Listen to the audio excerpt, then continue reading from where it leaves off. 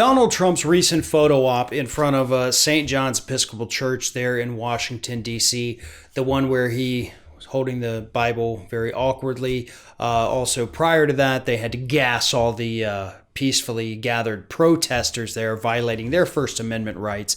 The whole thing was a complete disaster, top to bottom. A violation of the basic rights of the human beings, American citizens, in front of the church to begin with, and then Trump acting like this, holding a Bible and looking around as somehow like, look how holy I am. This is what holy people do.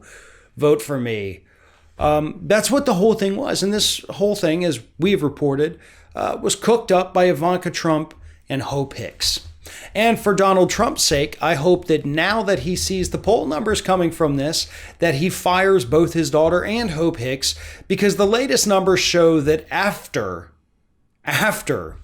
he did this photo op, he saw an immediate overnight drop in his support in swing states.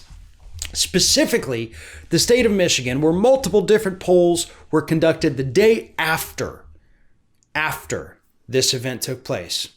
After these polls had already just been conducted the day before the event. And they showed an immediate drop, overall 4-point drop in support for Donald Trump.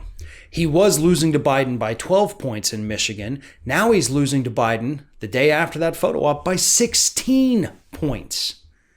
And the pollsters, the people who do this for a living, who analyze what these polls mean, they say the only thing that changed in that amount of time was that ridiculous photo op that the president just had to do. You know, it's hard to find anything to be really, happy about these days in terms of the news. This makes me happy.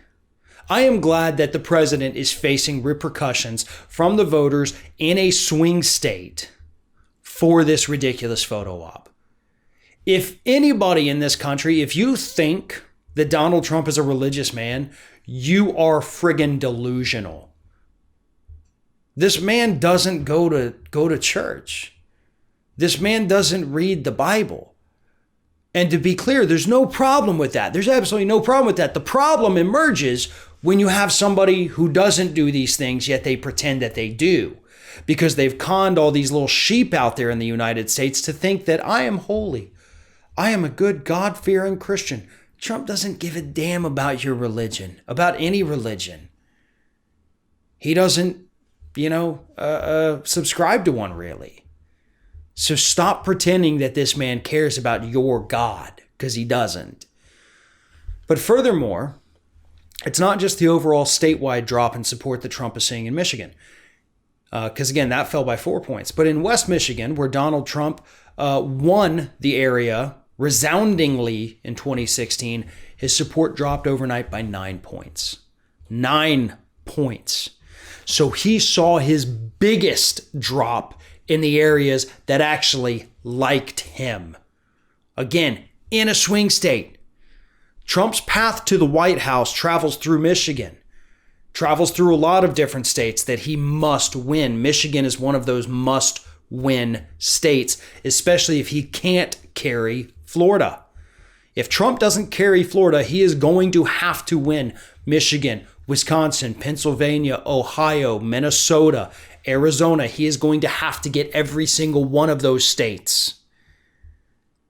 Even losing one could spell disaster for him. And right now, he is in a huge hole in the state of Michigan. And at least 4 points of it is because he decided to gas peaceful protesters, violate their First Amendment rights, so that he could show the entire country that he doesn't know how to hold a book.